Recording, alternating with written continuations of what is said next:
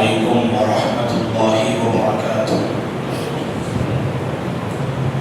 الحمد لله رب العالمين والعاقبة للمتقين والصلاة والسلام على رسوله الأمين وعلى آله وصحبه أجمعين ومن تبعه بإحسان إلى يوم الدين. أما بعد، فأعوذ بالله من الشيطان الرجيم وأطيعوا الله ورسوله ولا تنازعوا فتفشلوا وتذهب ريحكم واصبروا إن الله مع الصابرين. புகழனைத்தும் வானங்களையும் பூமிகளையும் படைத்த அல்லாஹ் ஒருவனுக்கே, அவனது சாந்தியும் சமாதானமும் எம்பெருமானார் நபிகள் நாயகம் ஸல்லல்லாஹு அலைஹி வஸல்லம் அவர்கள் மீதும், அவர்களை பின்பற்றிய உத்தம சத்திய சஹாபாக்களின் மீதும், தாபிஈன் தாபிஈன்களின் மீதும் அல்லாஹ்வின் சாந்தியும் சமாதானமும் உண்டாகட்டுமாக. ஆமீன். மதிப்பிற்குரிய ஜமஇய்யத்து அஹ்லில் ஹதீஸின் நிர்வாகிகளே, பள்ளிவாசலின் நிர்வாகிகளே, மதிப்பிற்குரிய உலமா பெருமக்களே மற்றும் சகோதர சகோதரிகளே,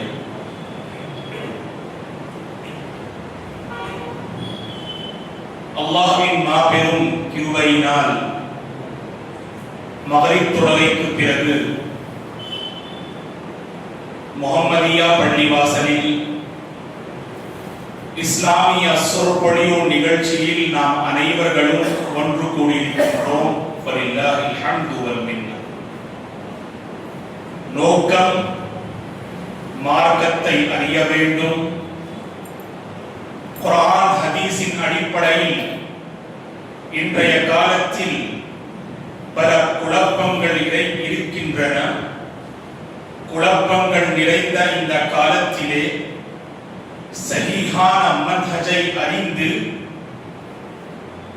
குர்ஆன் ஹதீஸின் அடிப்படையில் வாழ்க்கையை எப்படி நாம் அமைத்துக் கொள்ள வேண்டும், ஒற்றுமையோடு நாம் எப்படி வாழ வேண்டும், ஈமானை நாம் அதிகரிக்க வேண்டும், மறுமை சிந்தனையோடு நாம் எப்படி வாழ வேண்டும் என்ற உயர்ந்த நோக்கங்களை கொண்டு நீங்கள் அனைவர்களும் அல்ஹம்துலில்லாஹ் இந்த மாபெரும் இஸ்லாமிய சொற்பொழிவு நிகழ்ச்சியில் கலந்து கொண்டிருக்கிறீர்கள். பாரக்கல்லாஹு ஃபீக்கும் வ தகப்பல ஹாதல் அமல் அல் முபாரக். எல்லாம் வல்ல அல்லாஹ்வின் நல்லடியார்களே, இஸ்லாமிய மார்க்கம் அல்லாஹ்வின் மூலம் அருளப்பட்ட மிகப்பெரிய ஒரு அருள்குடை. இந்த இஸ்லாமிய மார்க்கத்தை நம்மில் ஒவ்வொருவரும் பாதுகாத்துக் கொள்வதற்கு முயற்சி செய்ய வேண்டும். ஏனெனில் நமக்கு ஒரு மிகப்பெரிய பொக்கிஷம் அல்லாஹ்வின் மூலம் கிடைத்துள்ளது. மின் அஅஸமி நிஅமி ஃபீ ஹாதிஹி துன்யா நிஅமத்துல் இஸ்லாம், நிஅமத்துல் ஹிதாயா, நிஅமத்துஸ் ஸிராத்தில் முஸ்தகீம், நிஅமத்துல் மன்ஹஜில் கவீம், நிஅமத்துல் மன்ஹஜிர் ரப்பானி. இன்றைய காலத்தில் முஸ்லிம் சமுதாயத்திற்கு அருளப்பட்ட ஒரு மிகப்பெரிய அருட்குடை ஹிதாயத்துடைய அருட்குடை. சஹீஹான மன்ஹஜ், சஹீஹான பாதை, அதை நாம் பாதுகாத்துக் கொள்ள வேண்டும். ஈமானிற்கு பாதிப்பு சந்தேகங்களின் வழியில் ஏற்படலாம். ஆகவே மார்க்க அறிஞர்கள் என்ன கூறுகின்றார்கள் என்றால், முஸ்லிம் சமுதாயத்தில் மீது சுமத்தப்பட்ட ஒரு முக்கியமான கடமை என்னவென்றால், அவர்கள் இந்த இஸ்லாமிய மார்க்கத்தையும் ஈமானையும் அவர்கள் பாதுகாத்துக் கொள்ள வேண்டும். இஸ்லாமிய மார்க்கத்தில் ஏற்படும் சந்தேகங்களுக்கு தீர்வு இஸ்லாமிய மார்க்கத்திலே உள்ளது. ஆகவே முதலில் நாம் சஹீஹான கல்வி, பயன் தரக்கூடிய கல்வி, அல் இல்முன் நாஃபி', அதை நாம் கற்றுக்கொள்ள வேண்டும். மார்க்க அறிஞர்களை கண்ணியப்படுத்த வேண்டும். இதன் மூலம் நாம் நம்முடைய வாழ்க்கையில், கொள்கையில், ஈமானில் ஏற்படும் சந்தேகங்களுக்கு ஒரு சஹீஹான தீர்வை நம்மால் பெற முடியும், அடைய முடியும். இந்த இரண்டு விஷயங்களிலும் பாருங்கள், முஸ்லிம் உம்மா சமுதாயம், குறிப்பாக இளைய சமுதாயம் அலட்சியமாக இருக்கின்றார்கள். கல்வி விஷயத்தில் கல்வி இன்றி அவர்கள் நினைக்கின்றார்கள் மன்ஹஜ் நமக்கு கிடைத்துவிட வேண்டும். கல்வி இன்றி மார்க்க பிரச்சாரத்தில் நாம் ஈடுபட வேண்டும். வல்லாஹில் அஸீம் அல் இல்ம் ஹுவல் அஸாஸ், அஸ்திவாரம். இக்ரா பிஸ்மி ரப்பிகல் லதீ ஹலக். நீங்கள் அல்லாஹ்வின் பொருத்தத்தை பெற வேண்டும் என்றால், சொர்க்கத்தை நீங்கள் அடைய வேண்டும் என்றால், இம்மையிலும் மறுமையிலும் நீங்கள் அபூர்வ வெற்றியை அடைய வேண்டும் என்றால் அஸ்திவாரம் அல் இல்ம் தான். இந்த கல்வியை கொண்டுதான் உங்களால் சஹீஹான மார்க்கத்தை அறிய முடியும். எத்தனை இளைஞர்கள் இருக்கின்றார்கள், அவர்களுக்கு இஸ்லாமிய மார்க்கம் கிடைத்தது, இருந்த பின்பும் அல்லாஹ் பாதுகாக்க வேண்டும், அவர்கள் தவறான வழியில் சென்று கொண்டிருக்கின்றார்கள். ஏன்? அவர்கள் கல்வியின் பக்கம் கவனம் செலுத்தவில்லை. இன்றைய காலத்தில் மிகப்பெரிய பிரச்சனை அறியாமை.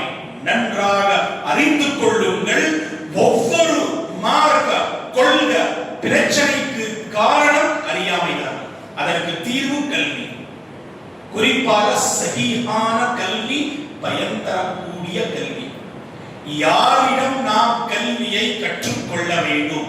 இதுவும் ஒரு முக்கியமான கேள்விதான் இன்றைய காலத்தில். யாரிடம் நாம் கல்வியை கற்றுக்கொள்ள வேண்டும்? ஏனென்றால் ஒவ்வொரு கூட்டத்தில் உள்ள உலமாக்கள் அவர்கள் கூறுகின்றார்கள், நாம் போதிக்கக்கூடிய கல்விதான் சஹீஹான கல்வி என்று. யார் குர்ஆன் ஹதீஸின் அடிப்படையில், குர்ஆன் ஹதீஸை மையமாக கொண்டு யார் போதிக்கின்றார்களோ, சுப்ஹானல்லாஹ், அவர்களுடைய போதனையில் ஒரு மிகப்பெரிய தாக்கத்தை உங்களால் உணர முடியும். கல்வியில் ஒரு தாக்கம் இருக்கின்றது.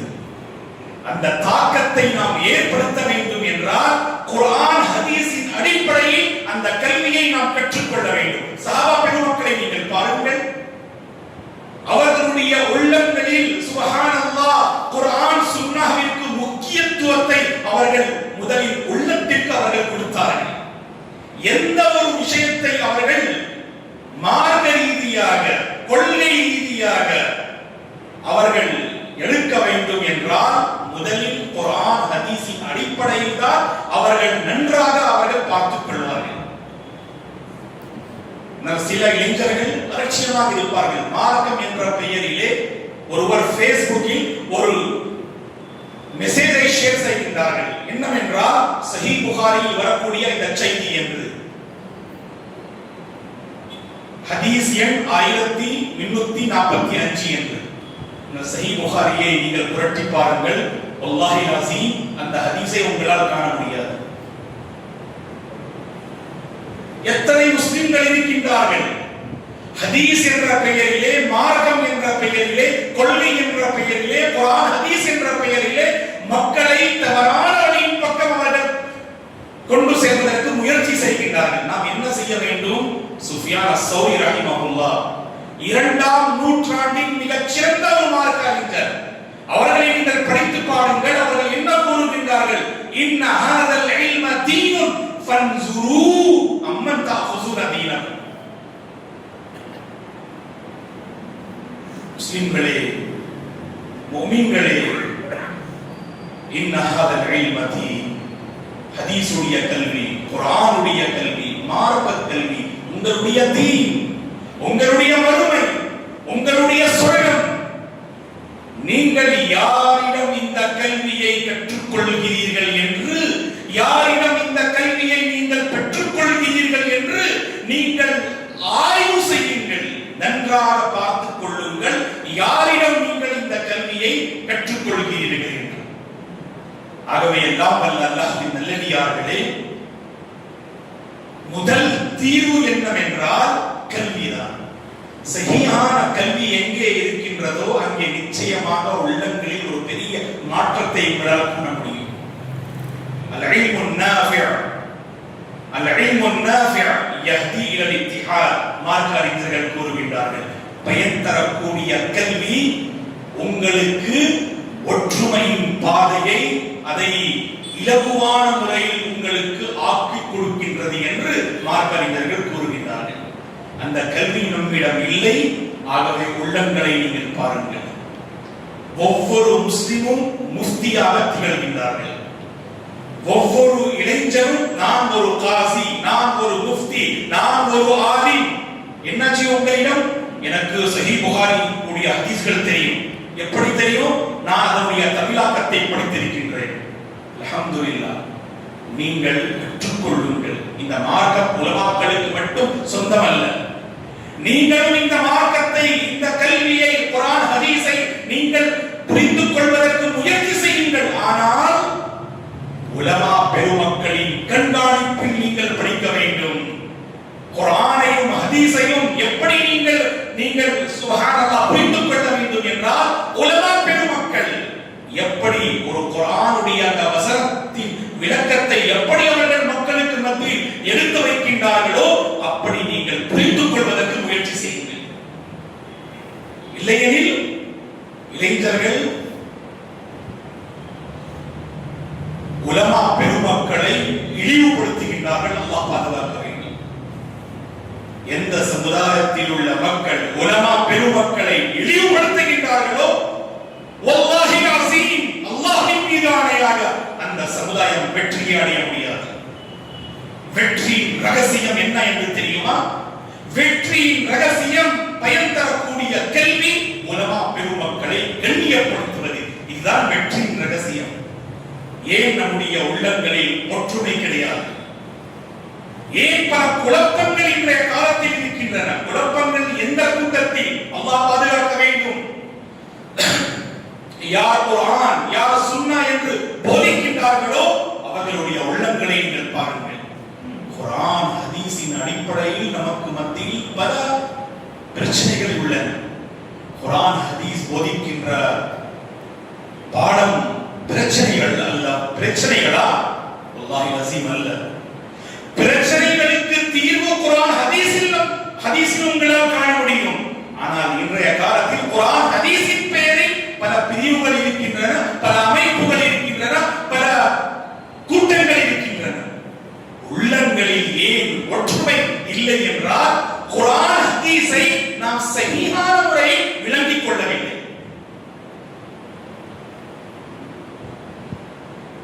ஒரு இளைஞரிடம் நீங்கள் கேளுங்கள், உங்களுடைய கொள்கை என்னாச்சு என்று. அவர்கள் தெளிவான முறையில் கூறுவார்கள், ஷேக் என்னுடைய கொள்கை என்ன என்று தெரியுமா? குர்ஆன் சுன்னா. குர்ஆன் சுன்னா என்னுடைய கொள்கை என்று அவர் கூறுவார். மாஷா அல்லாஹ், உங்களுடைய ஆர்வத்தை அல்லாஹ் ஏற்றுக்கொள்ள வேண்டும். மார்க்கம் என்ற பெயரிலே உங்களுடைய உள்ளத்தில் இருக்கக்கூடிய இந்த ஆர்வத்தை அல்லாஹ் ஏற்றுக்கொள்ள வேண்டும். ஆனால் நீங்கள் குர்ஆன் ஹதீஸை எப்படி புரிந்து கொள்கிறீர்கள்? மார்க்க அறிஞர்கள், அவர்கள் சலஃபுமார்கள், சஹாபாக்கள், தாபிஈன்கள், அத்பாஉ தாபிஈன்கள் இந்த மார்க்கத்தை எப்படி அவர்கள் புரிந்து கொண்டார்களோ அப்படி நீங்கள் புரிந்து கொள்வதற்கு முயற்சி செய்யவில்லை. மன்ஹஜுனா அல்-குர்ஆன் வஸ்-சுன்னah ஃபீ ضوء فهم السلف الصالح. மார்க்க அறிஞர்கள் தெளிவான முறையில் பதிவு செய்கின்றார்கள். நம்முடைய கொள்கை என்ன? மன்ஹஜ். மன்ஹஜ் என்றால் என்ன? கொள்கை. நீங்கள் சுப்ஹானல்லாஹ் பின்பற்றக்கூடிய பாதையின் பெயர்தான் மன்ஹஜ். நீங்கள் பின்பற்றக்கூடிய பாதையின் பெயர்தான் மன்ஹஜ். மார்க்கம் என்ற பெயரிலே, தீன் என்ற பெயரிலே, கொள்கை என்ற பெயரிலே, அல் கிதாபு வஸ் சுன்னah என்ற பெயரிலே நீங்கள் கடைபிடிக்கக்கூடிய பாதையின் பெயர் தான் மன்ஹஜ். நம்முடைய மன்ஹஜ் என்ன? நம்முடைய பாதை என்ன? எந்த பாதையை நாம் கடைபிடிக்க வேண்டும்? மார்க்க அறிஞர்கள் தெளிவான முறையில் போதிக்கின்றார்கள். அல் கிதாபு வஸ் சுன்னா ஃபீ ضوء فهم السلف الصالح. முன் வாழ்ந்த நல்லடியார்கள். அஸ்ஸலஃபு ஸாலிஹ் என்றால் யார்? அஸ்ஸஹாபா வத்தாபிஊன் வஅத்பாஉ தாபிஈன் ثم أتباع التابعين. சஹாபா பெருமக்கள், அவர்களுடைய மாணவர்கள்,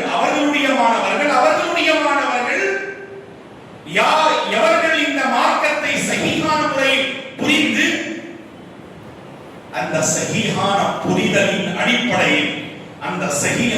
புரிதலின் அடிப்படையில் இவர்கள் மார்க்கத்தின் பிரச்சாரத்தில் ஈடுபட்டார்களோ அவர்கள் தான் சலஃபுமார்கள். இறைமறையாம் திருக்குர்ஆனிலே அத்தௌபா எனும் அத்தியாயத்தில் வரக்கூடிய வசனத்திலே அல்லாஹ் என்ன கூறுகின்றார்? வஸ்ஸாபிகூனல் அவ்வலூன மினல் முஹாஜிரீன் வல் அன்சார் வல்லதீன தபஊஹும் பிஇஹ்சான். முஹாஜிர் சஹாபாக்கள், அன்சார் சஹாபாக்கள், மேலும் இந்த சஹாபாக்களை பின்பற்றக்கூடியவர்கள் எந்த விஷயங்களில்? பிஇஹ்சான், நன்மையான விஷயங்கள். ஆகவே மார்க்கம் என்ற பெயரிலே நாம் பிரச்சாரம் செய்யக்கூடிய விஷயம் நிச்சயமாக அது இஹ்சானாக தான் அமைய வேண்டும். இஹ்சான் என்றால் நன்மையான விஷயங்கள், நன்மையான காரியங்கள். ஆகவே எல்லாம் வல்ல அல்லாஹ்வின் நல்லடியார்களே, மன்ஹஜ் என்றால் நாம் சுப்ஹானல்லாஹ் கடைபிடிக்கக்கூடிய, பின்பற்றக்கூடிய பாதையின் பெயர் தான் மன்ஹஜ்.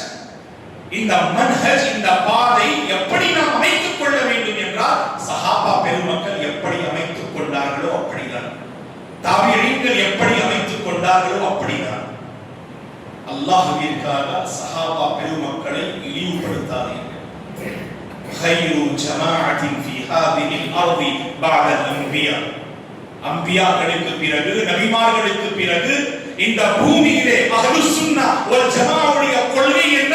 இந்த உலகத்திலே நபிமார்களுக்கு பிறகு ஒரு சிறந்த கூட்டம் எதுவாக இருந்தது என்றால் சஹாபா பெருமக்களுடைய கூட்டம் தான். அல்லாஹ் குர்ஆனிலே என்ன கூறுகின்றான்?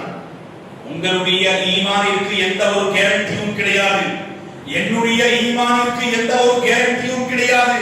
சஹாபா பெருமக்களுடைய ஈமானை பற்றி அல்லாஹ் கூறுகின்றார் அல் பக்ராவுடைய அத்தியாயத்தில், ஃபைன் ஆமனு பிமிஸ்லி மா ஆமன்தும் பி ஃபகத் இஹ்ததௌ. சஹாபா பெருமக்களே, நீங்கள் எப்படி ஈமானை அமைத்துக் கொண்டீர்களோ, எப்படி நீங்கள் மார்க்கத்தை புரிந்து கொண்டீர்களோ, அப்படி இவர்களும் ஈமானை அமைத்துக் கொண்டால் நிச்சயமாக இவர்கள் சஹீஹான பாதையை அடைந்து விட்டார்கள். யார் கூறுகின்றார்? ரப்பு கூறுகின்றார். எவர்களை பற்றி? சஹாபா பெருமக்களை பற்றி.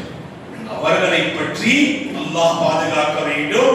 இன்றைய காலத்தில் ஒரு கூட்டம், ஒரு அமைப்பு இருக்கின்றது. இந்த சஹாபா பெருமக்களை பற்றி அவதூறமாக இவர்கள் பேசுகின்றார்கள். ஒரு சஹாபியை பற்றி அல்லாஹ் பாதுகாக்க வேண்டும். உங்களுடைய ஈமானின் பிரச்சனை, உங்களுடைய ஒழுக்கத்தின் பிரச்சனை, உங்களுடைய ஈமானின் பலவீனம் இருக்கின்றது.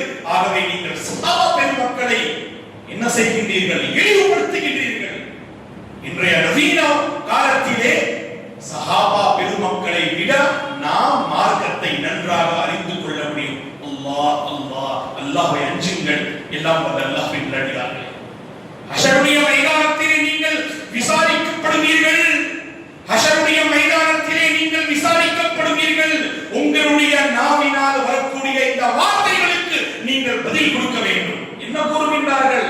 நவீன காலத்திலே சஹாபா பெருமக்களை விட நாம் இந்த தீனை நன்றாக அறிந்து கொள்ள முடியும். அல்லாஹ் பாதுகாக்க வேண்டும்.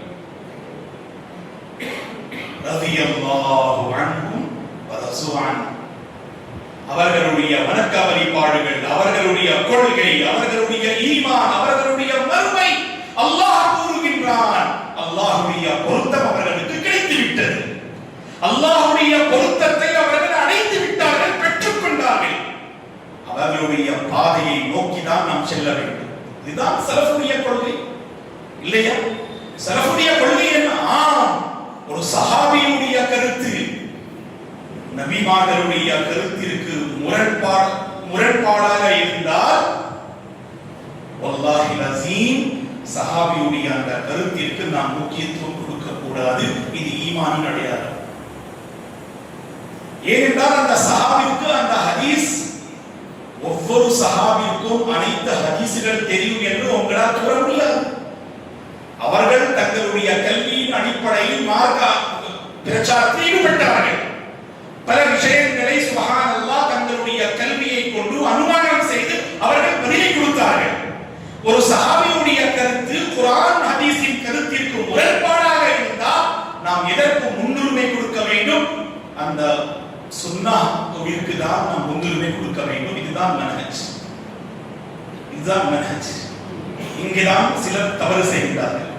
இப்பொழுது சில இன்ஷா அல்லாஹ் எக்ஸாம்பிள்ஸ் எடுத்துக்காட்டை உங்களுக்கு மத்தியில் நான் எடுத்து வைப்பேன் இன்ஷா அல்லாஹ். பாரக்கல்லாஹு ஃபீக்கும். ஆகவே மன்ஹஜ், இளைய சமுதாயமே கவனமாக கேளுங்கள். மன்ஹஜை நாம் அறிந்து கொள்வதற்கு முயற்சி செய்ய வேண்டும். அதற்கு இரண்டு முக்கியமான விஷயங்கள். ஒன்று, பயன் தரக்கூடிய கல்வியை கற்றுக்கொள்ளுங்கள். உலமா பெருமக்களை கண்ணியப்படுத்துங்கள். உலமா பெருமக்களை நீங்கள் கண்ணியப்படுத்துங்கள். இந்த இரண்டு விஷயங்களின் பக்கம் நீங்கள் கவனம் செலுத்தினால் நிச்சயமாக உள்ளத்தில் ஒரு பெரிய மாற்றம் ஏற்படும். உள்ளத்தில் ஒரு பெரிய மாற்றம் ஏற்படும். இதன் மூலமாக நாம் ஒற்றுமையோடு நாம் வாழ்வதற்கு ஒரு இலகுவான பாதை அல்லாஹ் ஏற்படுத்தி கொடுப்பார். எந்த சமுதாய மக்கள் உலமா பெருமக்களை கண்ணியப்படுத்துகின்றார்களோ அந்த சமுதாயத்தில் உள்ள மக்களை நீங்கள் பாருங்கள். அவர்களுடைய உள்ளங்களில் சுப்ஹானல்லாஹ் இறைவன் ஒற்றுமையை ஏற்படுத்துவார். பிரச்சனைகள் இருக்காது அவ்வளவு. ஆனால் யார் நான் முஃப்தி, நான் காசி, உலமா பெருமக்கள், பாரக்கல்லாஹு ஃபீக்கும், உலமா பெருமக்கள் இந்த மார்க்க விஷயத்தில் அவர்கள் அலட்சியமாக இருக்கின்றார்கள். அவர்கள் அல்லாஹ் பாதுகாக்க வேண்டும்.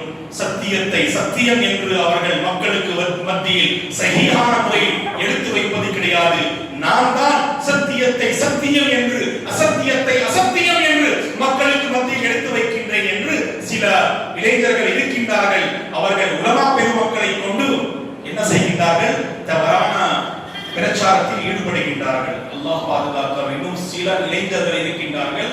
சென்னையில் நமக்கு தெரியும் சில இளைஞர்கள். அவர்கள் என்ன கூறுகின்றார்கள்? இந்தியாவிலே எந்த ஒரு ஆலிமும் சஹீஹான ஆலிம் கிடையாது. மாஷாஅல்லாஹ், இவர்கள் சர்டிபிகேட் கொடுக்கின்றார்கள். இவர்கள் சர்டிபிகேட் கொடுக்கின்றார்கள். இந்தியாவிலே எந்த ஒரு ஆலிமும் சஹீஹான ஆலிம் கிடையாது. யாரிடமும் சஹீஹான சனத் கிடையாது.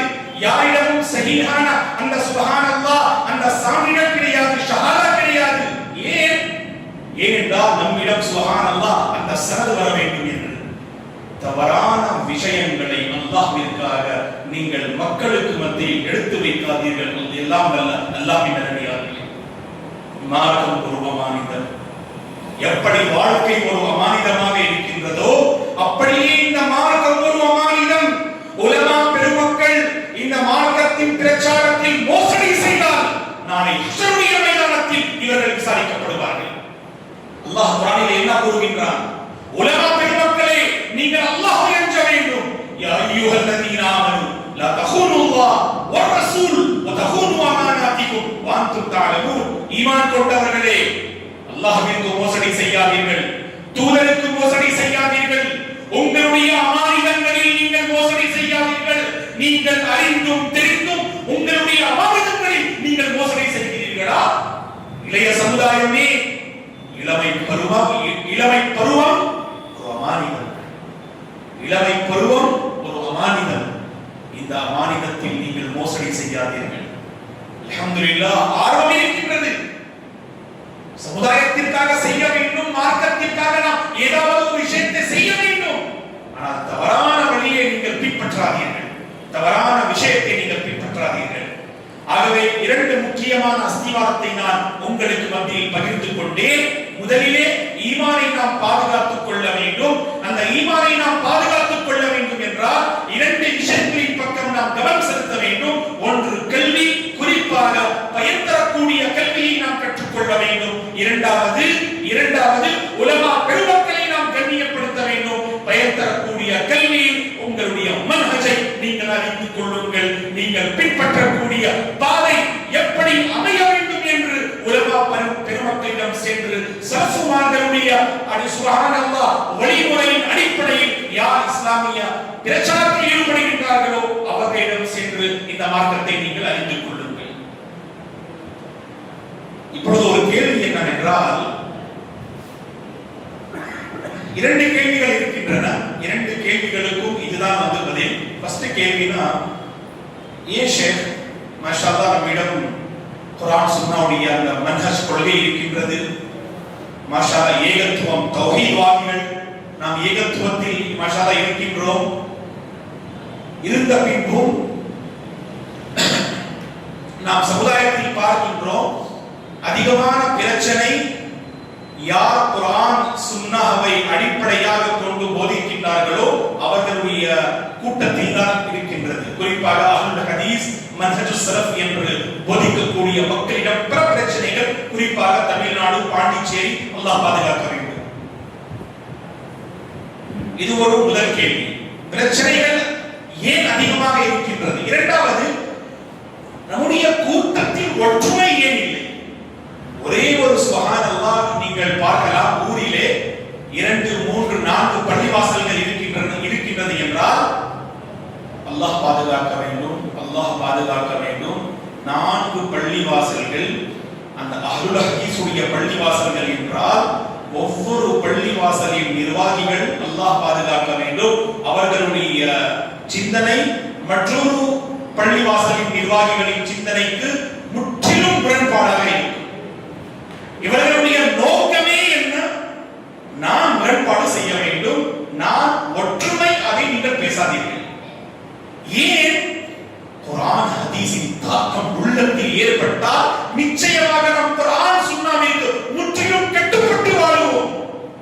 ஏதாவது பிரச்சனை ஏற்படும் உங்களுக்கு மத்தியில். ஃபார் எக்ஸாம்பிள் பாண்டிச்சேரி இந்த பகுதியில் ஒரு பிரச்சனை வருகின்றது. ஷேக் 2 பள்ளிவாசல்கள் இருக்கின்றன.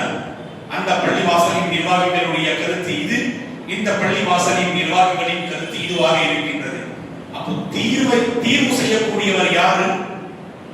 தீர்வு செய்யக்கூடியவர்கள் மன்னிக்க வேண்டும், நிர்வாகிகள் அல்ல. யாரிடம் சரியான கல்வி இருக்கின்றதோ, மார்க்க அறிஞர்கள் குர்ஆன் ஹதீஸின் அடிப்படையில் உங்களுக்கு மத்தியில் தீர்வை அவர்கள் எடுத்து வைப்பார்கள். நாம் முஸ்லிமாக இருக்கின்றோம் என்றால் என்னுடைய கருத்து இதுவாக இருக்கின்றது. இப்பொழுது பார்க்கலாம் ஷேக் அவர்கள் எந்த கருத்தை பகிர்ந்து கொள்கின்றார்கள். என்னுடைய கருத்திற்கு ஒப்பிட்டு பார்த்தால் அது மாஷாஅல்லாஹ் அதே கருத்தை அவர்கள் கூறினார். மாஷாஅல்லாஹ் இந்த ஆளும் என்னுடைய ஆளு. அவரை குர்ஆன் ஹதீஸின் அடிப்படையில் சரியான கருத்தை எடுத்து வைத்தால், அந்த கருத்து உங்களுடைய கருத்திற்கு முரண்பாடாக இருந்தால் அப்பொழுதுதான் பிரச்சனை ஏற்படுகின்றது. இல்லை, ஆலிம் இவர் சரியான முறையில் பேசுவதை கிடையாது. குர்ஆன் ஹதீஸின் அடிப்படையில் உங்களுக்கு மத்தியில் சுப்ஹானல்லாஹ் அஃதல் எது, மஃசூல் எது, நன்மை எது, தீமை எது, சத்தியம் எது, அசத்தியம் எது, சுன்னாவுடைய பாதை எது, சுன்னாவிற்கு முரண்பாடான பாதை என்று தெளிவான முறையில் சுன்னாவின் அடிப்படையில் அவர்கள் எடுத்து வைக்கின்றார்கள் என்றால் நம்முடைய உள்ளத்தில் அந்த ஈமான் இருக்கின்றதா? சரி, நான் உங்களிடம் கேட்கின்றேன், எத்தனை இமாம்கள் இருக்கின்றன மோஸ்ட்லியா இந்த உலகத்திலே? எத்தனை இமாம்களை மக்கள் பின்பற்றுகின்றார்கள்? கூறுங்கள், எத்தனை இமாம்கள்? ரொம்ப ஃபேமஸான இமாம்கள் யார்? 4. பாரக்கல்லாஹு ஃபீக்கும். இமாம்கள் அதிகமாக இருக்கின்றார்கள். இருந்த பின்பும் அல்லாஹ்வின் மூலம் 4 இமாம்களுக்கு மாஷாஅல்லாஹ் இந்த ஒரு மிகப்பெரிய அந்தஸ்து கிடைத்தது. இப்பொழுது இந்த 4 இமாம்களை பற்றி சுருக்கமான முறையில் ஒரு முக்கியமான விஷயத்தை நான் உங்களுக்கு மத்தியில் பகிர்ந்து கொள்கின்றேன். அல்லாஹ்வின் இல்லத்தில் நான் இருக்கின்றேன். இந்த விஷயத்தில் நான் பொய் பேசினால் அல்லாஹ் நாளை மறுமை நாளிலே ஹஷருடைய மைதானத்திலே என்னை விசாரிப்பான். 4 இமாம்களை பற்றி ஒரு முக்கியமான ரகசியத்தை நான் உங்களுக்கு மத்தியில் பகிர்ந்து கொள்கின்றேன். கவனமாக கேளுங்கள். டோட்டல் நீங்கள் உலகத்தை நீங்கள் பாருங்கள், இந்த 4 இமாம்களை தான் அவர்கள் பின்பற்றுவார்கள். யாராவது ஹனஃபி, அஷ்ஷாஃபிஈ, அல்-மாலிகி, அல்-ஹம்பலி என்று. ஆக்சுவலி நீங்கள் பாத்தீங்களா 4 இமாம்களுடைய அந்த வரலாற்றை ஃபர்ஸ்ட் வரலாற்று ரீதியாக முதல் சுப்ஹானல்லாஹ் நூற்றாண்டிலே இமாம் அபூ ஹனீஃபா ரஹிமஹுல்லாஹ் அவர்கள் பிறக்கின்றார்கள். அதன் பிறகு இமாம் மாலிக் ரஹிமஹுல்லாஹ் அவர்கள் 2ஆம் நூற்றாண்டிலே அவர்களுடைய மாஷா அல்லாஹ் தலை சிறந்த ஹித்மாத்துகள் இருக்கின்றன.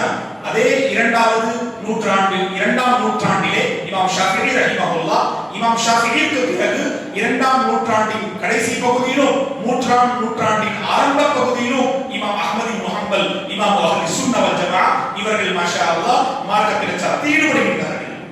இந்த 4 இமாம்கள், இமாம் அஹ்மதுடைய உஸ்தாத் இமாம் ஷாஃபிஈ, இமாம் ஷாஃபிஈயுடைய உஸ்தாத் இமாம் மாலிக். ஆனால் இமாம் மாலிக் இமாம் அபூ ஹனீஃபா ரஹிமஹுல்லாஹ் அவர்களை சந்திக்கவில்லை என்று பல மார்க்க அறிஞர்கள் கூறுகின்றார்கள். ஆனால் இமாம் ஷாஃபிஈ இமாம் மாலிக்கை சந்தித்திருக்கின்றார்கள். இமாம் ஷாஃபிஈயுடைய மாணவர் யார் என்றால் இமாம் அஹ்மத் இப்னு ஹம்பல் ரஹிமஹுல்லாஹ். இந்த 4 இமாம்களின் ஒரு ரகசியத்தை நான் உங்களுக்கு மத்தியில் கூறுகின்றேன். 4 இமாம்கள் அவர்களுடைய கொள்கை எதுவாக இருந்தது என்று தெரியுமா? அவர்கள் அஹ்லுல் ஹதீஸாக இருந்தார்கள். அதற்கு ஆதாரங்களையும் நான் உங்களுக்கு மத்தியில் எடுத்து வைப்பேன். 4 இமாம்களும் அஹ்லுல் ஹதீஸாக இருந்தார்கள். இப்பொழுது நீங்கள் கேட்கலாம், ஷேக் அஹ்லுல் ஹதீஸ் என்று நீங்கள் கூறுகிறீர்கள், அஹ்லுல் ஹதீஸ் என்றால் என்ன? எத்தனை இளைஞர்கள் இருக்கின்றார்கள், அவர்களுக்கு அஹ்லுல் ஹதீஸின் அந்த பொருள் அவர்களுக்கு தெரியாது. அஹ்லுல் ஹதீஸ் என்றால் ஹுமுல் லதீன யத்தபிஊன அல் கிதாப வஸ் சுன்னஹ் ஃபீ ضوء فهم السلف الصالح. அஹ்லுல் ஹதீஸ் என்றால் யார் குர்ஆனையும் சுன்னாவையும் பின்பற்றுகின்றார்களோ, சலஃபுமார்களின் அடிப்படையில் அவர்கள் எப்படி இந்த மார்க்கத்தை புரிந்து கொண்டார்களோ, அவர்களுடைய புரிதலின் அடிப்படையில் யார் குர்ஆன் சுன்னாவை பின்பற்றுகின்றார்களோ அவர்கள் தான் அஹ்லுல் ஹதீஸ். நீங்கள் ஹனஃபியாக இருக்கலாம், ஷாஃபிஈயாக இருக்கலாம், ஹம்பலியாக இருக்கலாம், ஆனால் நீங்கள் பின்பற்றக்கூடிய அந்த கொள்கை அஹ்லுல் ஹதீஸுடைய கொள்கையாக இருக்க வேண்டும். எப்படி? முதல் இமாமை நாம் எடுக்கலாம். இமாம் அபூ ஹனீஃபா ரஹிமஹுல்லாஹ், நுஅமான் பின் சாபித், மிகச் சிறந்த ஒரு மார்க்க அறிஞர். அல்லாஹு அக்பர். இமாம் ஷாஃபிஈ அவர்கள் என்ன கூறுகின்றார்கள் என்று தெரியுமா? சிலர் இன்றைய காலத்தில் இளைஞர்கள் இமாம் அபூ ஹனீஃபாவை பற்றி தவறான விஷயங்களை மக்களுக்கு மத்தியில் எடுத்து வைக்கின்றார்கள். இமாம் அபூ ஹனீஃபா இல்லை, அவர்கள் சுன்னாவிற்கு விரோதியாக இருந்தார்கள், அவர்களுடைய கருத்துக்கள் சுன்னாவிற்கு முரண்பாடான கருத்துக்களாக இருந்தது. முதலில் இமாம் அபூ ஹனீஃபாவை பற்றி நீங்கள் அறிந்து கொள்ளுங்கள். இமாம் அபூ ஹனீஃபா யார் என்று தெரியுமா? தலை சிறந்த ஒரு இமாம் ஷாஃபிஈ ரஹிமஹுல்லாஹ் அவர்கள் இந்த இமாம் அபூ ஹனீஃபாவை பற்றி கூறுகின்றார்கள். அன்னாசு, கவனமாக கேளுங்கள், இமாம் ஷாஃபிஈ ரஹிமஹுல்லாஹ் இமாம் அபூ ஹனீஃபா ரஹிமஹுல்லாஹ் அவர்களை பற்றி கூறுகின்றார்கள், அன்னாசு ரியாலுன் அலா அபீ ஹனீஃபத ஃபில் ஃபிக்ஹ். எப்படி குர்ஆன் ஒரு கல்வியாக இருக்கின்றதோ, ஹதீஸுடைய கல்வியாக இருக்கின்றதோ, அப்படியே ஃபிக்ஹ் என்றால் என்ன? சொல்லுங்க இளைஞர்கள், ஃபிக்ஹ் என்றால் என்ன? சிந்தனை, அஹ்சன்த், சிந்தனை ஃபிக்ஹ், அதாவது புரிந்து கொள்வது, அஹ்சன்த் புரிதல், அல் ஃபிக்ஹ். ஆனால் ஃபிக்ஹ் என்றால் மோஸ்ட்லி எந்த கல்விக்கு நாம் சொல்லுவோம்? ஃபிக்ஹ் அஹ்சன் பாரக்கல்லாஹு ஃபீக்கும். அல் மசாயிலு ஷர்ஈயா, ஷரியாவுடைய சட்டங்களை நாம் குர்ஆன் ஹதீஸின் அடிப்படையில் நாம் அறிந்து கொள்வது, இதுதான் ஃபிக்ஹ்.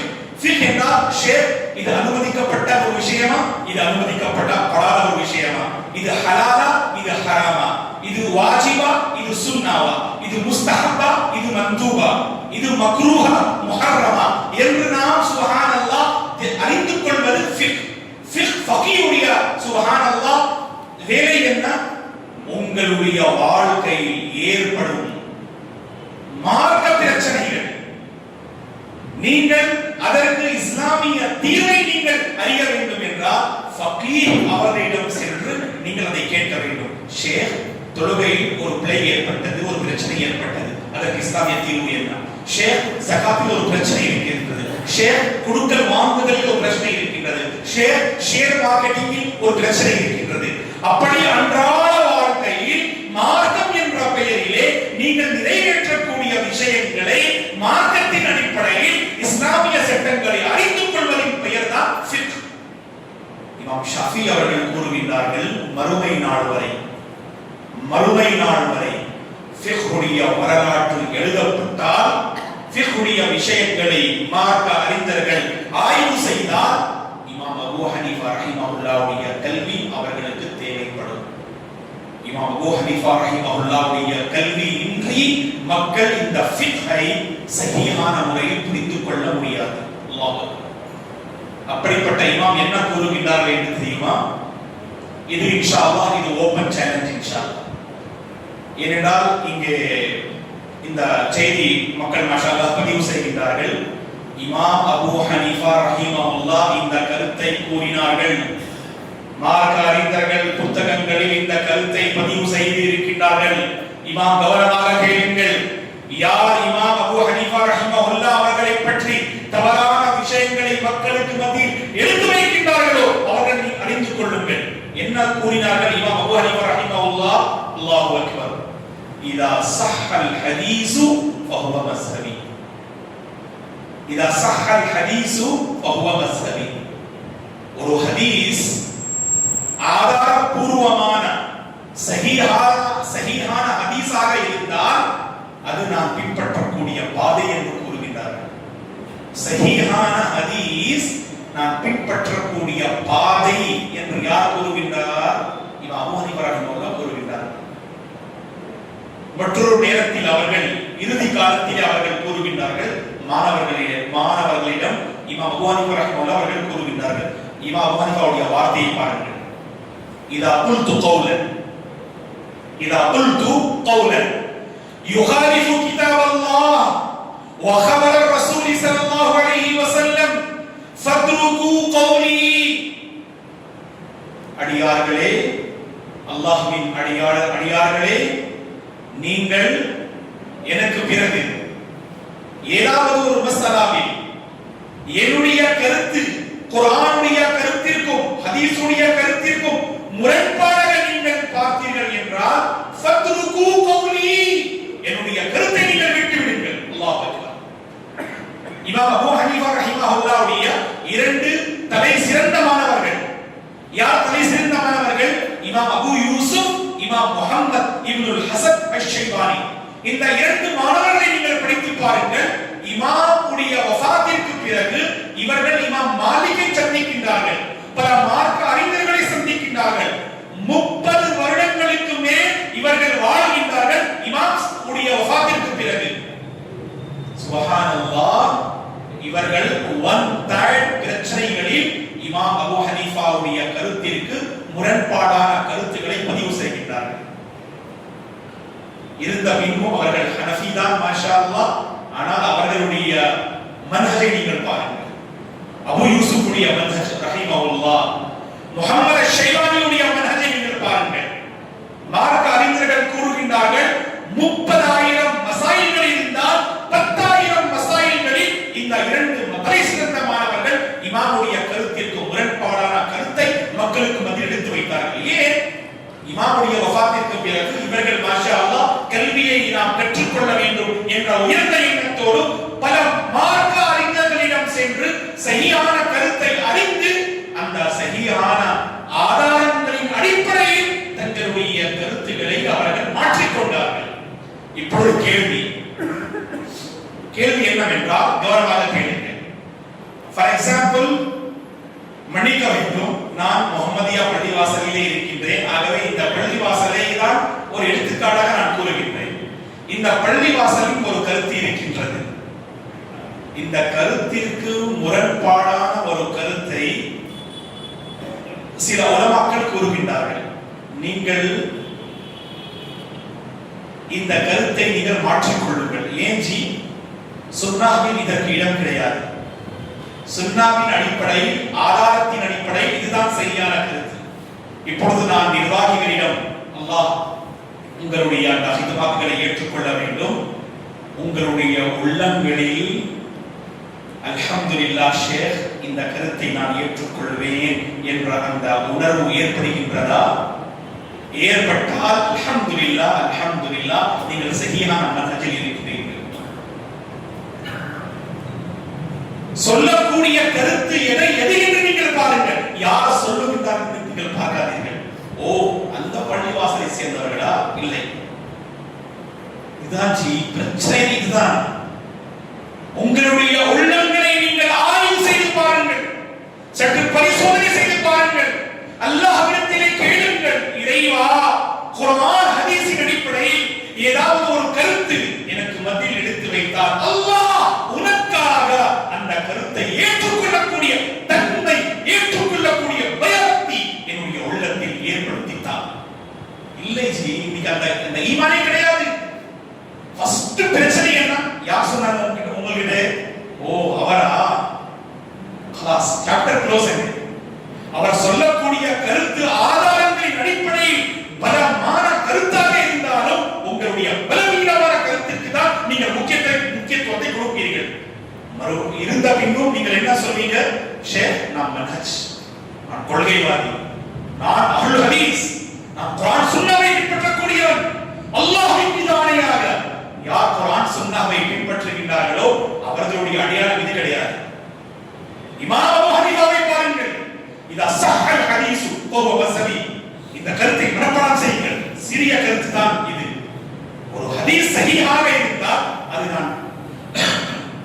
அதுதான் பின்பற்றக்கூடிய பாதை. அல்லாஹு அக்பர். வஹுவ மஸ்ஹபி என்று கூறினார். இரண்டாவது இமாம் யார்? இமாம் மாலிக் ரஹிமஹுல்லாஹ். இமாம் மாலிக்குடைய கருத்தை பாருங்கள். அல்லாஹு அக்பர். இமாம் மாலிக்குடைய சுப்ஹானல்லாஹ் சிறப்பு அம்சம் என்ன என்று தெரியுமா? மாஷா அல்லாஹ், முழு வாழ்க்கை மதீனா நகரத்திலே அவர்கள் சுப்ஹானல்லாஹ் தன்னுடைய வாழ்க்கையை அர்ப்பணித்து விட்டார்கள் மதீனா நகரத்திலே. அல்லாஹு அக்பர். ஆகவே இவர்களுடைய லகப் என்னவென்றால் இமாமு தாரில் ஹிஜ்ரா. தாருல் ஹிஜ்ரா என்றால் மதீனா. தாருல் ஹிஜ்ராவுடைய இமாம் மாலிக். இரண்டாவது தலைச்சிறந்த ஒரு மார்க்க அறிஞர். இவர்கள் சுப்ஹானல்லாஹ் அல்லாஹ்வின் தூதரின் பள்ளிவாசலில் அமர்ந்து இவர்கள் என்ன கூறுகின்றார்கள்? மக்களே, இன்னமா அன பஷர், நான் ஒரு மனிதன் தான், சாதாரண ஒரு மனிதன் தான். உக்தியு வௌசி. அல்லாஹு அக்பர், அல்லாஹு அக்பர். இவர்கள் என்ன கூறுகின்றார்கள்? கவனமாக கேளுங்கள். இமாம் மாலிக்குடைய கருத்து, நான் ஒரு மனிதன், மார்க்கம் என்ற பெயரிலே நான் உங்களுக்கு மத்தியில் உங்களுடைய சுப்ஹானல்லாஹ் பிரச்சனைகளை, அதற்கு இஸ்லாமிய தீர்வை நாம் வழங்கும் பொழுது நான் என்னுடைய கருத்து அது சஹீஹாகவும் இருக்கலாம், தவறாகவும் இருக்கலாம். நான் ஒரு மனிதன் தான். அவர்கள் என்ன கூறுகின்றார்கள்? ஃபகுல்லு மா வாஃபகல் கிதாப வஸ்ஸுன்ன ஃபஹுது வகுல்லு மா லம் யுவாஃபிகில் கிதாப வஸ்ஸுன்ன ஃபதஉ. இவர்கள் என்ன கூறுகின்றார்கள்? என்னுடைய கருத்தை குர்ஆன் ஹதீஸை அடிப்படையாக கொண்டு அதை நீங்கள் ஒப்பிட்டு பாருங்கள். என்னுடைய கருத்தை குர்ஆன் சுன்னாவிற்கு ஒப்பிட்டு பாருங்கள். அந்த கருத்து சுப்ஹானல்லாஹ் குர்ஆன் சுன்னாவிற்கு சுப்ஹானல்லாஹ் சமமாக இருந்தால் அதை நீங்கள் மனதால் ஏற்றுக்கொள்ளுங்கள். அந்த கருத்து குர்ஆன் சுன்னாவிற்கு முரண்பாடாக இருந்தால் என்னுடைய கருத்தை நீங்கள் வெற்றி விடுங்கள். குர்ஆன் சுன்னாவுடைய கருத்தை எடுத்துக்கொள்ளுங்கள். அல்லாஹ் இமாம் மாலிக்குடைய கருத்து. நீங்கள் புத்தகங்களை இமாம் மாலிக்குடைய கருத்தை உங்களால் காண முடியும். மாலிகியா இந்த ரகசியத்தை அவர்களால் என்ன செய்ய முடியாது.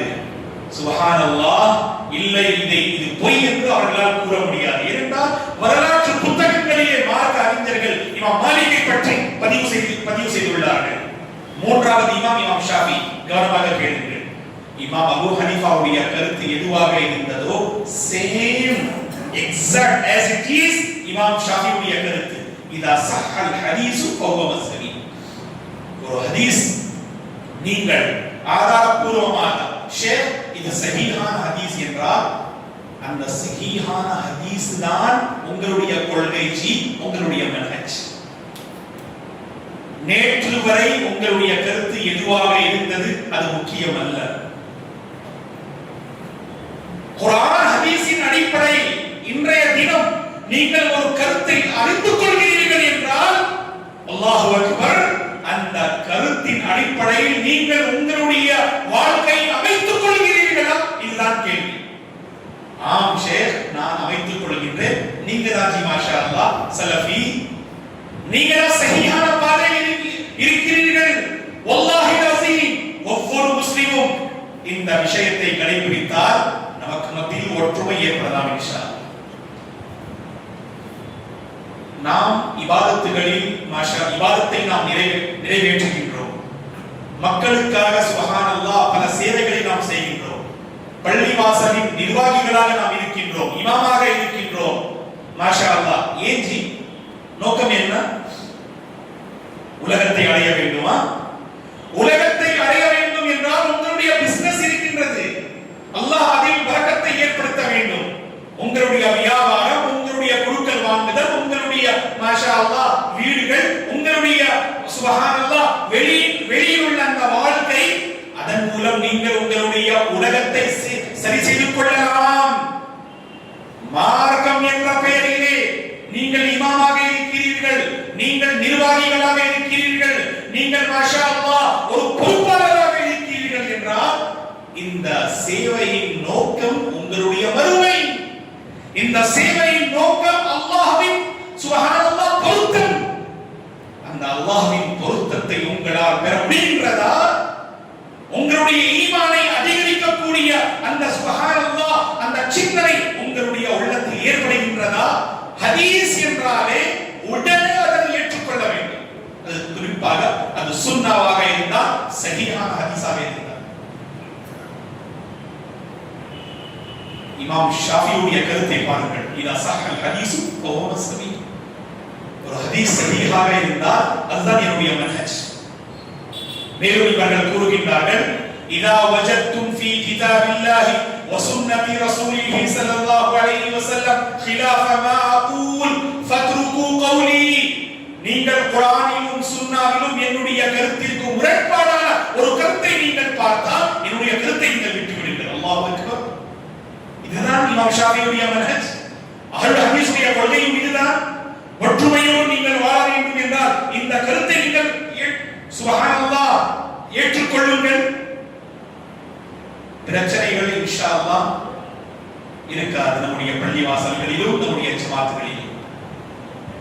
அல்லாஹ்வின் நல்லடியார்களே, மக்கள் நம்முடைய கொள்கையை பார்க்க மாட்டார்கள். கவனமாக கேளுங்கள். மக்கள் நம்முடைய கொள்கையை பார்க்க மாட்டார்கள். உங்களுடைய நாவை, உங்களுடைய சிந்தனையை, உங்களுடைய குழுக்கள் வாங்குதலை, உங்களுடைய சுப்ஹானல்லாஹ் வியாபாரத்தை பார்ப்பார்கள்.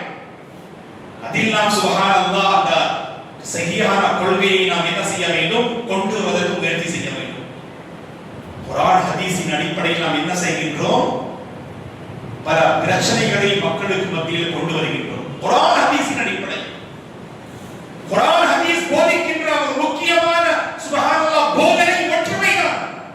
ஆரம்பத்திலே ஒரு வசனத்தை நான் உங்களுக்கு மத்தியில் எடுத்து வைத்தேன். அல்-அன்ஃபால் என்று சொல்லக்கூடிய அத்தியாயத்தில் 10வது பாகத்தில் வரக்கூடிய ஒரு மிக அழகான வசனம். அல்லாஹ் என்ன கூறுகின்றான்? வஅதீஉல்லாஹ வ ரசூலஹு. அல்லாஹ் கூறுகின்றான், என்னுடைய அடியார்களே, நீங்கள் அல்லாஹ்விற்கு முற்றிலும் கட்டுப்பட்டு, அவனுடைய தூதருக்கு முற்றிலும் கட்டுப்பட்டு வாழுங்கள். உங்களுக்கு மத்தியில் இந்த தவறான அமைப்புகள், கூட்டங்கள், பிரச்சாரங்கள் இருக்கக்கூடாது. இல்லையெனில் உங்களால் வெற்றியை அடைய முடியாது. நீங்கள் தோல்வி அடைந்து விடுவீர்கள். உங்களால் வெற்றி அடைய முடியாது. மேலும் சமுதாயத்தில் உங்களுடைய அந்தஸ்து இருக்காது. அருள் ஹதீஸை பார்த்து மக்கள் என்ன இருக்கின்றார்கள்? அருள் ஹதீஸ் என்றாலே பிரச்சனை தான். இல்லை ஜி, பிரச்சனை கிடையாது. பிரச்சனைகளுக்கு தீர்வனா? நாம் பிரச்சனைகள் அல்ல. அந்த பிரச்சனைகளுக்கு, சமுதாயத்தின் மார்க்கத்தில் ஏற்படும் பிரச்சனைகளுக்கு தீர்வு அல்லாஹ்வின் மீது ஆணையாக அருள் ஹதீஸ் தான் கூறுவார்கள். ஆனால் இப்பொழுது நம்முடைய முகம் எப்படியாக இருக்கின்றது? நாம் எங்கே சென்றாலும் இவர்கள் என்ன செய்கின்றார்கள்? இவர்கள் பிரிவினை பற்றி தான் பேசுகின்றார்கள், ஒற்றுமை பற்றி பேசுவதை கிடையாது. தாக்கம் இல்லை ஜி, நம்முடைய நாவிலே தாக்கம் கிடையாது. நாவிலே தாக்கம் ஏன் இல்லை என்றால் அமலில் தாக்கம் கிடையாது. 2 இளைஞர் மாஷா அல்லாஹ் நோன்புடைய காலத்திலே 20 ரகாத்தா 8 ரகாத்தா வித்தர் எப்படி தொழ வேண்டும் என்று ஒரு விவாதம் நடக்கும். அங்கே அவருக்கு தராவி தொழுவதற்கு பாக்கியம் பாக்கியம் கிடைக்காது, வித்ர் தொழுவதற்கு பாக்கியம் கிடைக்காது. அந்த கீவுடைய கடையிலே உட்கார்ந்து 20 ரக்காத்தா 10 ரக்கா 8 ரக்காத்தா வித்ர் எப்படி தொழணும் இப்படி தொழணும், இரண்டு மாஷா அல்லாஹ் பெரிய விவாதமே நடக்கும் அங்கே. ஆனா அமல் சிஃபர், ஜீரோ. தாக்கம் உங்களுடைய விவாதத்தில் கிடையாது, தாக்கம் உங்களுடைய அமலிலே இருக்கின்றது. அல்லாஹ்வின் தூதருடைய வாழ்க்கை நீங்கள் புரட்டி பாருங்கள். அல்லாஹ்வின் தூதருடைய வாழ்க்கையில் ஒரு பெரிய தாக்கம் ஏற்பட்டது என்றால் அவர்களுடைய அமலை கொண்டுதான், அவர்களுடைய நெருக்கங்களை கொண்டுதான், அவர்களுடைய நெருக்கங்களை கொண்டுதான் அவர்கள் ஒரு பெரிய தாக்கத்தை ஏற்படுத்தினார்கள். சஹாபா பெருமக்களும் அப்படிதான் இல்லையா? அவர்களுடைய பிரச்சாரத்தை விட அவர்களுடைய குழுக்கள் வாங்குதல், வியாபாரம், வணக்க வழிபாடுகளில் ஒரு பெரிய தாக்கத்தை மக்கள் பார்த்தார்கள். ஆனால் இப்பொழுது என்ன, நான் சொல்லுகின்ற செய்தி வேறு, நான் செய்கின்ற அமல் வேறு. ஒரு பெரிய சுப்ஹானல்லாஹ் குழப்பத்தை மக்கள் பார்க்கின்றார்கள். ஷேக் அவர்கள் வணக்க வழிபாடுகளை பற்றி மாஷா அல்லாஹ் அழகான ஒரு பயான் செய்தார்கள். ஆனால் ஷேக் சுன்னா விஷயத்தில் அலட்சியமாக இருப்பார்கள். மக்களும் அப்படிதான் இருப்பாங்க. ஃபர்ஸ்ட் கேட்பாங்க மக்கள், ஷேக் மௌலானா இந்த பிரச்சனைக்கு நீங்கள் ஒரு தீர்வு சொல்லுங்கள், இது வாஜிபா இது சுன்னாவா, இது கட்டாயமாக நிறைவேற்ற வேண்டுமா இது சுன்னாவா? இல்லை இது சுன்னா. ஓ சுன்னாவா? சுன்னா, சுன்னாவுடைய சுன்னாவிற்கு முக்கியத்துவமே நம்மிடம் கிடையாது. என்ன நினைக்கின்றோம், சுன்னதானே ஜி, சுன்னாவை நீங்கள் விடலாம். எப்பொழுது என்றால் சுன்னாவிற்கும் வாஜிபிற்கும் என்ன டிஃபரன்ஸ், வித்தியாசம் என்றால் வாஜிப் சுப்ஹானல்லாஹ் எந்த ஒரு நிலைமையிலும் உங்களால் முடிந்த அந்த சுப்ஹானல்லாஹ் அந்த முறையை கொண்டு நீங்கள் நிறைவேற்ற வேண்டும், இல்லையெனில் உங்களுக்கு தண்டனை. ஆனால் சுன்னா என்றால் என்ன, ஏதாவது ஒரு பிரச்சனை ஏற்பட்டால் அப்போது நீங்கள் விடலாம். நாம் என்ன செய்கின்றோம், சுன்னா என்றாலே நம்முடைய வாழ்க்கையில் அது டிலேட். அகீகா என்ன ஷேர், அகீகா சுன்னாவா வாஜிபா? இல்ல அந்த இமாம் வாஜிப் சொன்னாங்க, இல்லை ஜி மார்க்க அறிஞர்களுக்கு மத்தியில் அது கருத்து வேறுபாடு, சகியமான கருத்து என்னன்னா அது சுன்னா. ஓ ஜஸாக்கல்லாஹ் ஷேர். அதன் பிறகு என்ன, அங்கே உடனே சென்று அல்ஹம்துலில்லாஹ் அகீகா செய்ய தேவையில்லை, நாம இன்ஷா அல்லாஹ் மற்ற விஷயங்களை நாம் பார்க்கலாம் இன்ஷா அல்லாஹ். டிலேட் சுன்னா என்றால் ஃபர்ஸ்ட் நம்முடைய வாழ்க்கையில் என்ன செய்கிறோம், அது டிலேட் செய்கிறோம். ஒவ்வொரு சுன்னாவை டிலேட் செய்து என்ன ஆகிவிட்டது நம்முடைய உள்ளங்கள். எந்த உள்ளத்தில் சுப்ஹானல்லாஹ் சுன்னாவை நாம் கடைபிடிக்க வேண்டும் என்ற ஆர்வம் இல்லையோ அந்த உள்ளத்தில் வல்லாஹி அஸீம் ஒற்றுமை ஏற்படாது. ஒற்றுமையின் ரகசியம் சுன்னாதான். எவ்வளவு நாம் சுன்னாவை கடைபிடிக்கின்றோம் மாஷா அல்லாஹ். பாருங்க ஜி, மன்ஹஜை பற்றி பேசுவார்கள். ஃபஜ்ருடைய அஸ்கார், சுபூடைய அஸ்கார் ஷேக் தெரியாது, டெய்லி நான் பார்க்கின்றேன் பள்ளிவாசல்களில் இருக்கும், ஆனால் மனப்பாடம் இல்லை. ஏன் சலஃபுமார்கள் சுபூடைய அஸ்காரை ஓதவில்லையா? மாலை அஸ்கார் அவர்கள் ஓதவில்லையா? முன்பின் சுன்னாக்கள் அவர்கள் தொழவில்லையா? அல்லாஹு அக்பர். அவர்களுடைய வாழ்க்கையில் தாக்கம் ஏற்பட்டது என்றால் இரவு தொழுகையின் மூலம் அவர்கள் தங்களுடைய அமல்களில் ஒரு பெரிய தாக்கத்தை ஏற்படுத்திக் கொண்டார்கள். ததஜாஃபா ஜுனூபு அனில் மவாதிஇ யதுஊன ரப்பஹும் ஹௌஃபன் வ தமஆ. அப்படிப்பட்ட சலஃபுமார்கள் இருந்தார்கள். இன்றைய காலத்தில் ஜஸ்ட் விவாதம் தான் பிரச்சனை தான். மார்க்கம் என்ற பெயரிலே அல்லாஹ் பாதுகாக்க வேண்டும், அந்த மார்க்கத்தை நாம் நடைமுறை கொண்டு வரவில்லை, இதுதான் பிரச்சனை. மார்க்கம் என்ற பெயரிலே மார்க்கத்தின் பல பிரச்சாரங்களில் நாம் ஈடுபடுகின்றோம், ஆனால் பிரச்சனை என்ன, அந்த மார்க்கத்தை நாம் நம்முடைய நடைமுறை கொண்டு வரவில்லை. நாம் என்ன இருந்த பின்பும் ஷேக் நான் மாஷா அல்லாஹ் கொள்கை மாறி நான் அஹ்லுல் ஹதீஸ். சலஃபுமார்கள் இப்படி இருந்ததில்லை, இப்படி இருந்ததில்லை, இப்படி இருந்ததில்லை. சலஃபுமார்களுடைய வணக்க வழிபாடுகளும் முன்மாதிரி, சலஃபுமார்களின் கொடுக்கல் வாங்குதலும் முன்மாதிரி. ஆகவே மக்கள் அவர்களுடைய கொள்கையை மனதார ஏற்றுக்கொண்டார்கள். கொள்கையை பற்றி நாம் பள்ளிவாசலிலே பேசுகின்றோம், வியாபாரத்தில் மோசடி செய்கின்றோம் இல்லையா? இதுதான் ரியாலிட்டி. இதுதான் பள்ளிவாசலிலே மாஷா அல்லாஹ் அல் குர்ஆன் வஸ் சுன்னா என்று பலமாக நாம் பேசுகின்றோம்.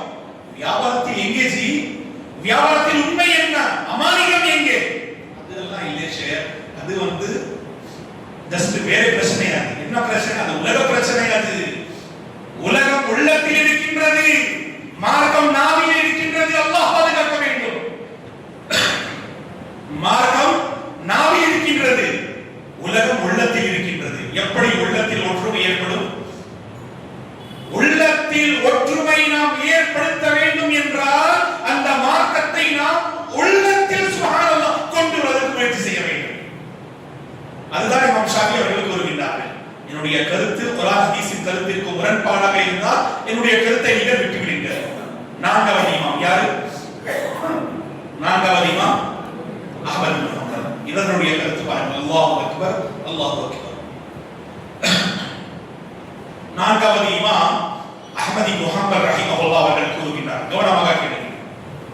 அல்லாஹு அக்பர். இமாம் அஹ்மத் பின் ஹம்பல் இவருடைய ஒரு லகப் இருக்கின்றது, இமாம் அஹ்லி சுன்னah வல் ஜமாஅஹ். 241 இவர்கள் மரணித்தார்கள். 3ஆம் நூற்றாண்டிலே மிகச் சிறந்த ஒரு மார்க்க அறிஞர். இவர்களுடைய காலத்திலே மாஷா அல்லாஹ் சுன்னாவுடைய பல புத்தகங்கள் எழுதப்பட்டன. ஹதீஸுடைய முதல் புத்தகம் எது? ஹதீஸுடைய முதல் புத்தகம் எது? சொல்லுங்க இளைஞர்களே. ஜி பாரக்கல்லாஹு ஃபீக். சொல்லுங்க. அல்லாஹ் யுபாரிக் ஃபீக் ஷேக். பாரக்கல்லாஹு ஃபீக் யா அஹி. மாஷா அல்லாஹ். இமாம் மாலிக்குடைய புத்தகம் அல் முஅத்தா, ஹதீஸுடைய மாஷா அல்லாஹ் வரலாற்றிலே மைதானத்திலே முதல் புத்தகம் எழுதப்பட்ட முதல் புத்தகம் அல் முஅத்தா, இமாம் மாலிக்குடைய புத்தகம்.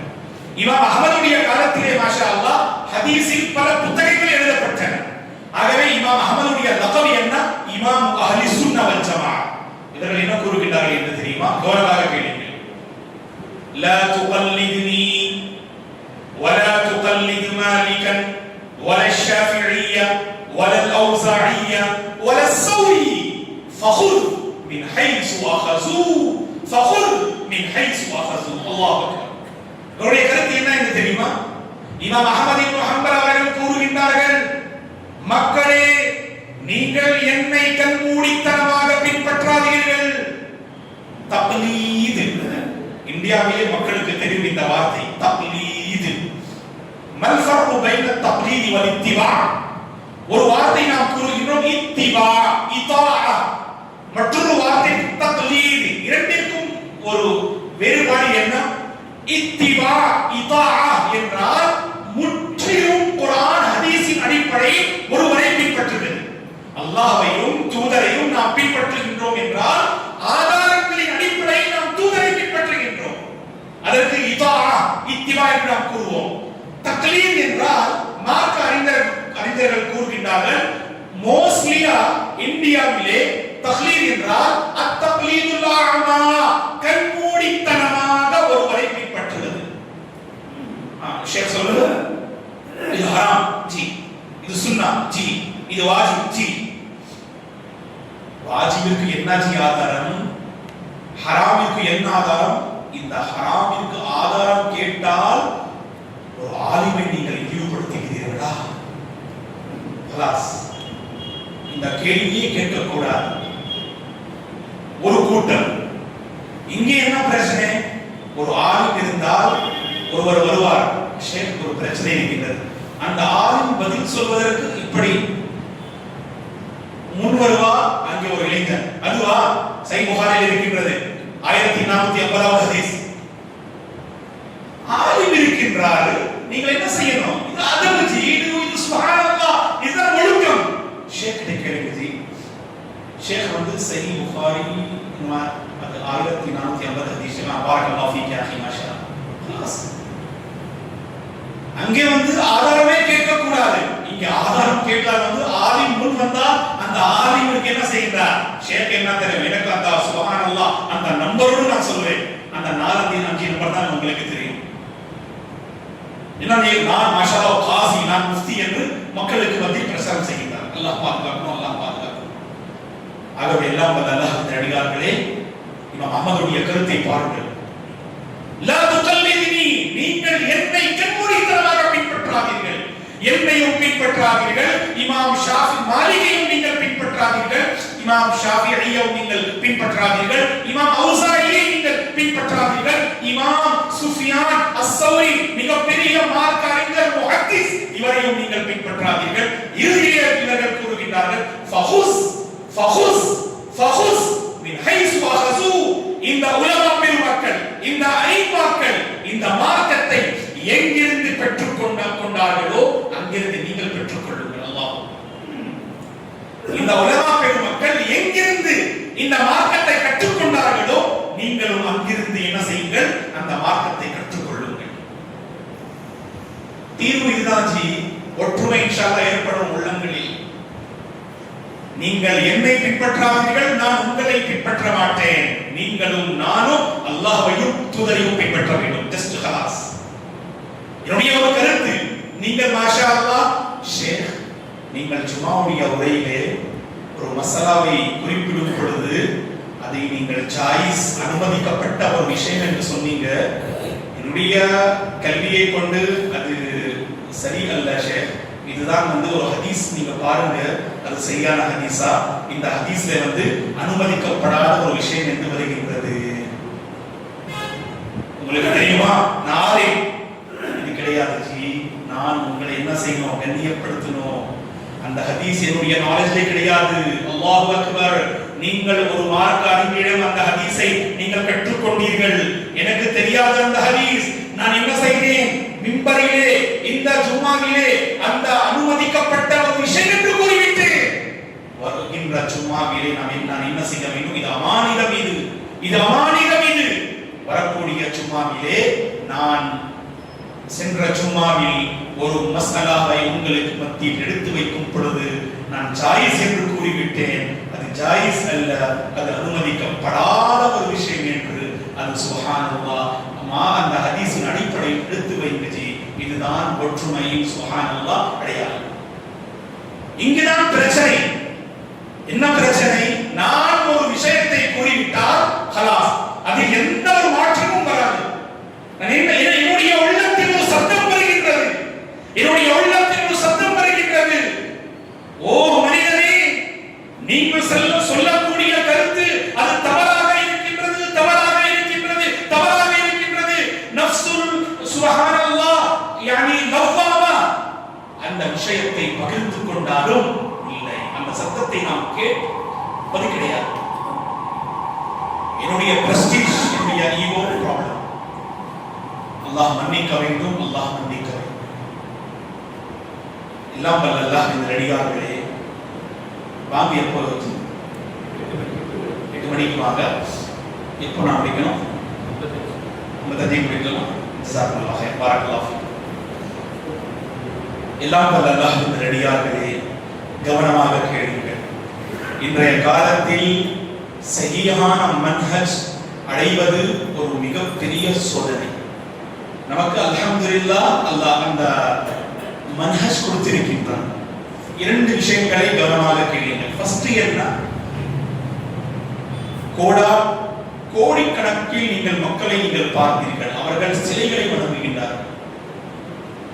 அந்த நிலைமையில் அல்லாஹ் நமக்கு ஈமான், இஸ்லாம், இந்த மார்க்கம் நமக்கு கொடுத்திருக்கின்றார் இல்லையா? ஏகத்துவம் நமக்கு கிடைத்திருக்கின்றது. அல்ஹம்துலில்லாஹ், அல்ஹம்துலில்லாஹ்.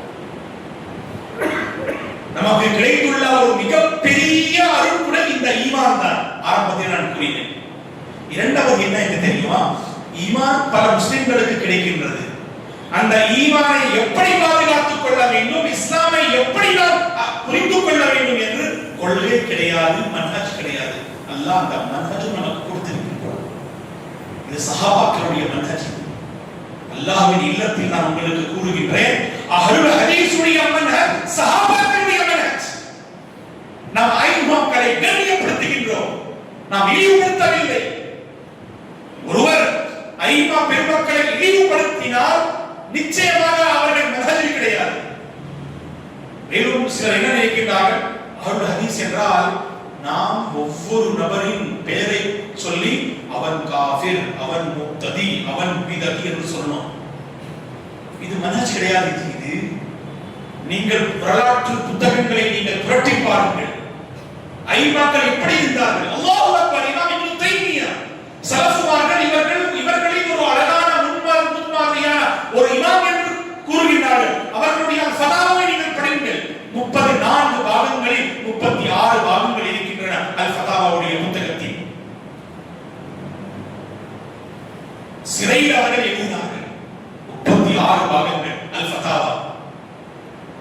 அல் ஃபதாவா படிக்கும் பொழுது வல்லாஹி மன்ஹஜ் என்றால் என்ன, எப்படி நாம் பிறரை கண்ணியப்படுத்த வேண்டும், உங்களுடைய சரியான கருத்தை எப்படி நீங்கள் எடுத்து வைக்க வேண்டும், இதுவும் ஒரு இம்பார்ட்டன்ட்.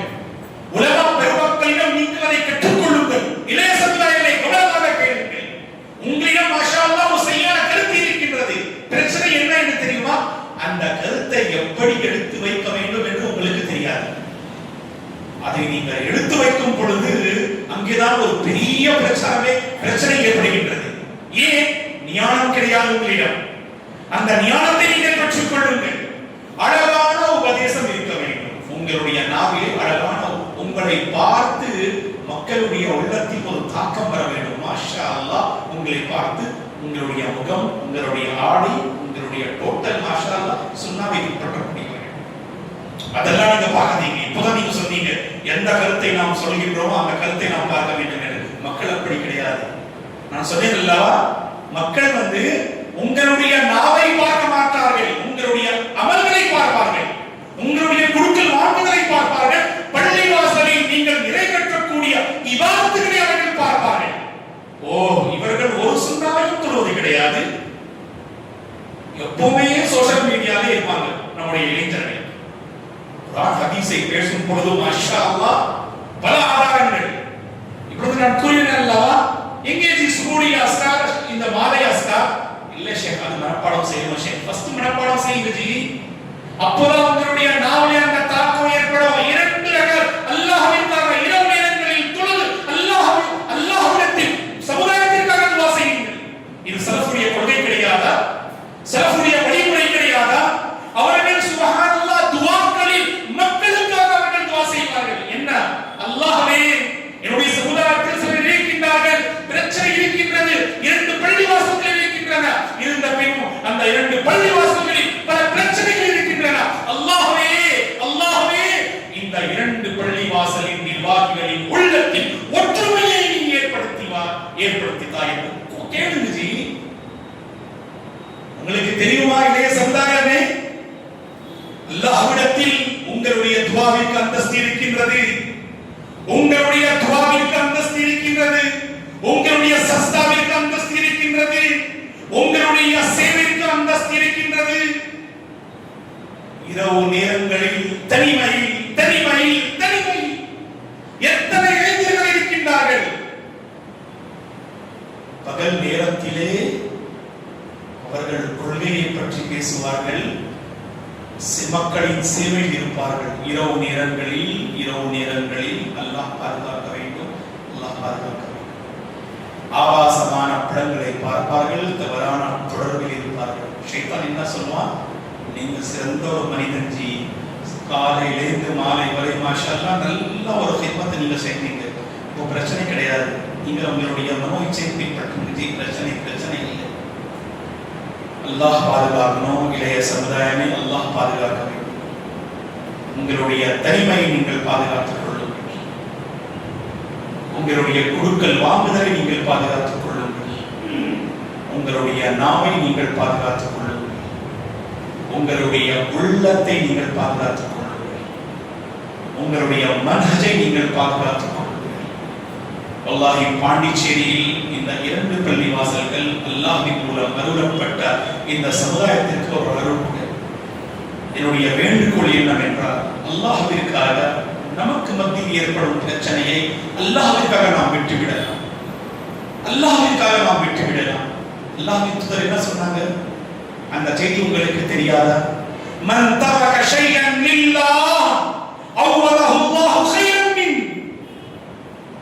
அல்லாஹ்விற்காக ஒரு விஷயத்தை நீங்கள் விட்டுக் கொடுங்கள், அல்லாஹ் ஒரு சிறந்த அருளை உங்களுக்கு கொடுப்பான், அதை விட சிறந்த விஷயத்தை கொடுப்பான்.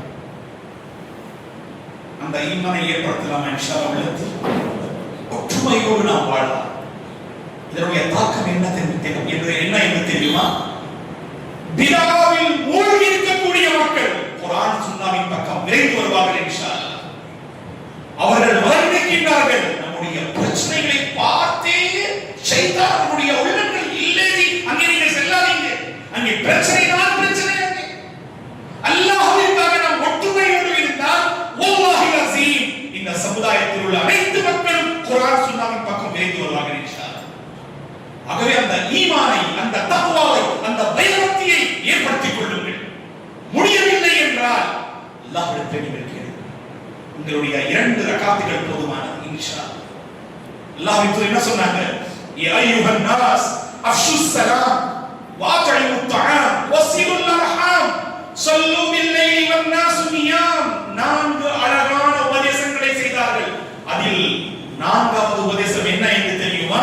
நீங்கள் சொர்க்கத்தில் நுழைய வேண்டும் என்றால், அல்லாஹ்வின் பொருத்தத்தை அடைய வேண்டும் என்றால், மக்கள் தூங்கியிருக்கும் அந்த நேரத்தில் நீங்கள் எழுந்து 2 ரக்காத் அல்லாஹ்வுக்காக தொழுங்கள்.